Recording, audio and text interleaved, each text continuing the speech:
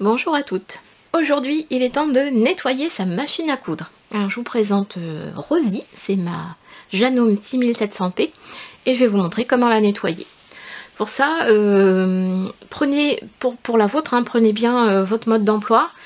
Et dans les accessoires, vous allez sans doute trouver le petit pinceau, le tournevis.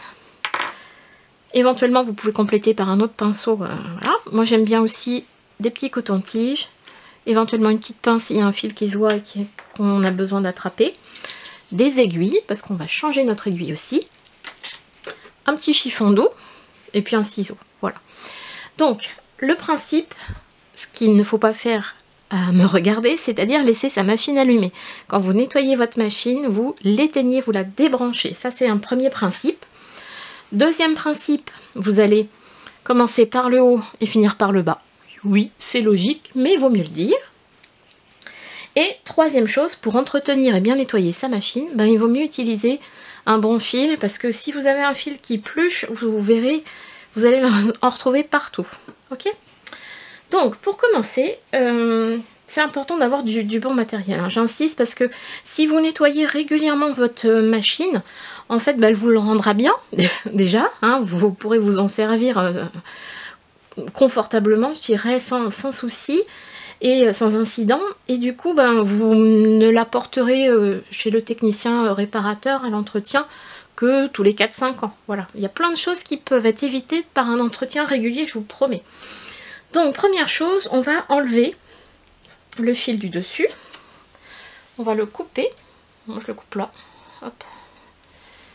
Et on va tirer notre fil par le bas. Très important. Parce que si vous tirez tout du haut, vous allez faire remonter de la poussière dans le corps de votre machine. Donc, on évite. Ok ? Ensuite, on peut enlever la bobine. On va nettoyer le haut. Hop. Parce que dans une maison, on sait bien, il y a toujours plein de choses. Bien à la base de vos bobines de fil. Alors, vous faites bien tout. Là aussi, on peut. Et après, on va faire la partie aiguille. Donc, je vais enlever mon pied de biche. Voilà. J'enlève mon aiguille et je la mets tout de suite dans une boîte.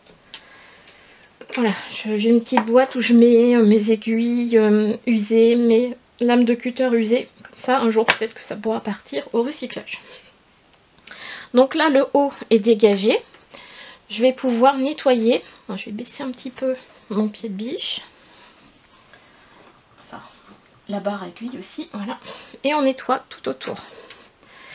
Bon, là, c'était pas très sale, donc ça va aller. On nettoie, si vous avez un coupe-fil sur le côté, passez un petit coup, votre pinceau aussi, c'est toujours ça de prix, oh, c'est pas mal. Voilà. Hop. Donc ça c'est pour le haut. Ensuite on va passer à la partie plaque à aiguille. Donc je répète, pour la première partie, on commence par le haut, on tire le fil vers le bas pour ne pas l'entraîner, entraîner de poussière dans le corps de la machine. Et normalement, vous vous souvenez, on débranche sa machine pour pas avoir de problème. Là je l'ai gardé allumé évidemment pour avoir une meilleure lumière. Voilà pour cette première partie. On va attaquer celle-ci maintenant.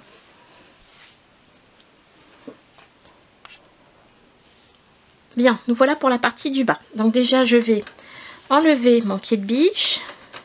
Voilà. Je vais aussi enlever mon aiguille.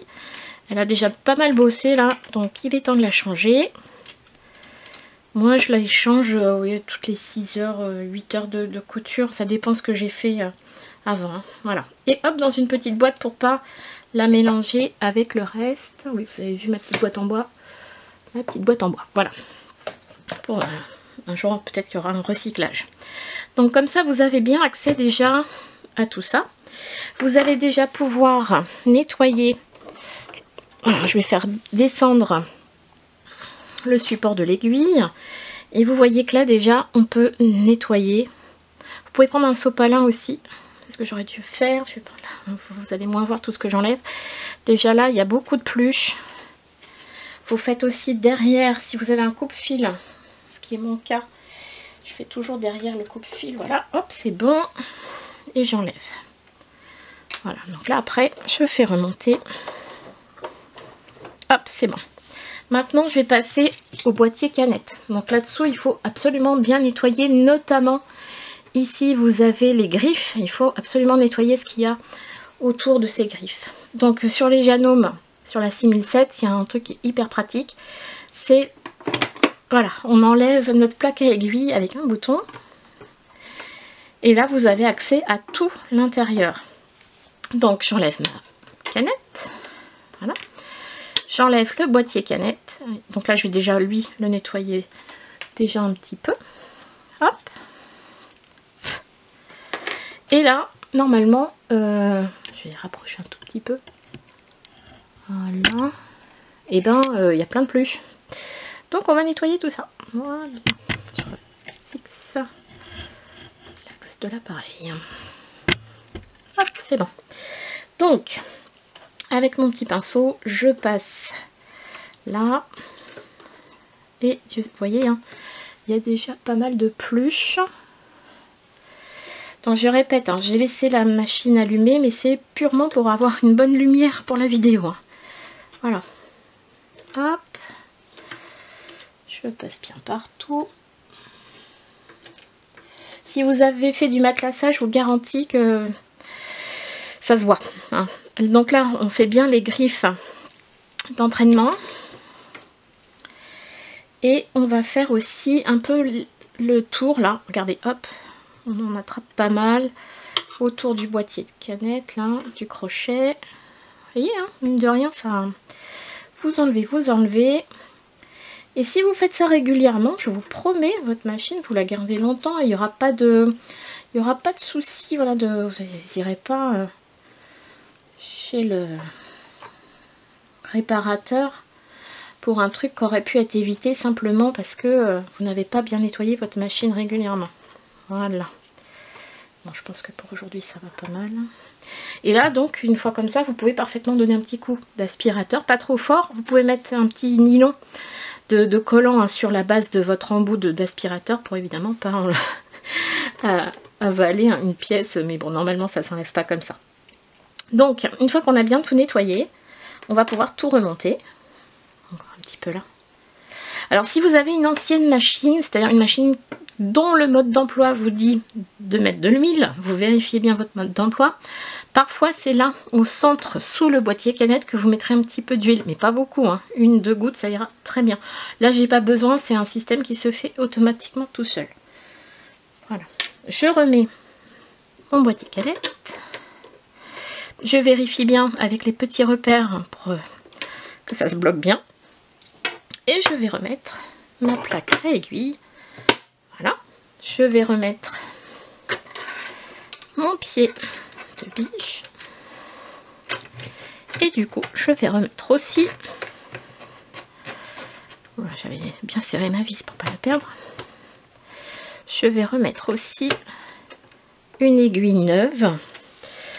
Donc moi j'utilise des Schmetz. Donc là, l'avantage de ce paquet-là, c'est que vous avez à la fois des 90 et des 75. Donc pour le courant, une 90 suffit bien. Je vous rappelle qu'il y a toujours des petites codes couleurs sur vos aiguilles pour savoir quel est son numéro ou sa catégorie. Voilà, hop, on revisse et on est bon. Et ben voilà, vous avez nettoyé votre machine à coudre et peut repartir et travailler pour ce week-end. Donc j'insiste, on commence par le haut. On finit par la plaque à aiguille, on nettoie bien les griffes d'entraînement, on vérifie qu'il n'y a pas de petits fils coincés. Et on remet une aiguille neuve, ça c'est important.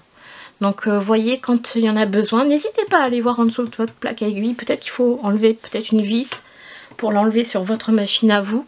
Vérifiez bien le mode d'emploi, il y a des bons conseils en général. C'est simple, mais il y a des bons conseils.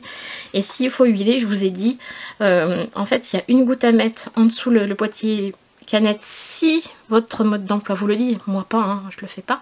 Et éventuellement parfois il faut graisser un petit peu sur le montant de la machine, mais ça il faut ouvrir, donc là moi je le fais pas. On peut aussi mettre une petite goutte, mais enfin sur le montant de l'aiguille, hein, voilà, qui monte et qui descend. La pièce qui monte et qui descend. Oula, j'ai pas mes mots aujourd'hui, c'est pas grave. Faites bien attention, essayez, testez. Surtout en ce moment, je sais qu'il y en a beaucoup qui font des masques. Nos machines, à moins d'avoir une machine industrielle, il faut pas les faire chauffer. Faut pas faire 4 heures d'affilée à très haut rendement. Hein, la mienne, elle peut aller jusqu'à plus de 1000 points minute. Non, je ne le fais pas. Sinon, ça chauffe. Et comme il y a des métaux différents dans ces machines-là, vous imaginez bien, ça chauffe pas la même... Enfin, voilà, les métaux se déforment et tout, c'est pas bon pour elles. Donc, allez-y doucement. Surtout pour passer les épaisseurs, vous utilisez bien ce petit bouton-là, hein, qui permet de bloquer le pied en l'air. Et comme ça, vous passez vos épaisseurs. Mais surtout, prenez soin de vos machines. En l'occurrence, moi, c'est ma petite Rosie là qui me sert énormément. Bah écoutez, voilà. Vous voyez que c'est pas très long, mais en tout cas, vous avez sauvé votre machine. Une bonne aiguille, un bon fil, un petit nettoyage régulier. Et comme ça, vous gardez votre machine avec vous longtemps. Et bien écoutez, je vous souhaite de bonnes coutures. À bientôt.